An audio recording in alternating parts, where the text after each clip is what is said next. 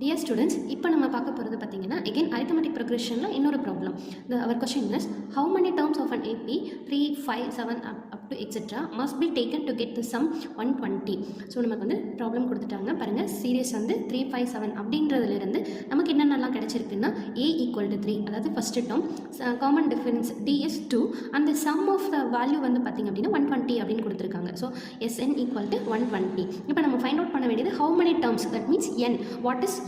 So நமக்கு தெரிஞ்ச some formula Sn = n/2 of 2a + n - 1 × d. இதில் நமக்கு தெரிஞ்ச வேல்யூஸ் எல்லாத்தையும் அப்படியே போட்டு சிம்பிளிஃபை பண்ணுறோம். அப்போ நமக்கு கிடைக்கிது 240 = 4n + 2n² அப்படிங்கிறது கிடச்சிருக்கு. இது வந்து ஒரு குவாட்ரட்டிக் ஈக்குவேஷனை ஃபார்ம் பண்ணுது. ஆல்ரெடி நமக்கு தெரியும் ஒரு குவாட்ரட்டிக் ஈக்குவேஷனை எப்படி சால்வ் பண்ணும் அப்படின்ட்டு. ஸோ அதிலேருந்து நம்ம சால்வ் பண்ணும்போது n = 10 or n = -12 அப்படின்னு ரெண்டு வேல்யூ கிடச்சிருக்கு. So n cannot be negative. n எப்போவுமே வந்து நம்பர் ஆஃப் டேர்ம்ஸ் அப்படிங்கிறது வந்து பாசிட்டிவாக தான் இருக்கும். ஸோ therefore n = 10 அப்படின்னு சொல்லி எடுத்துக்கிறோம். இப்போ இந்த சீரியஸில் 10 வேல்யூஸ் எடுத்து நம்ம வந்து சம் பண்ணோம் அப்படின்னா நமக்கு வந்து 120 அப்படிங்கிற ஆன்சர் வந்து கிடைக்கும். தேங்க்யூ.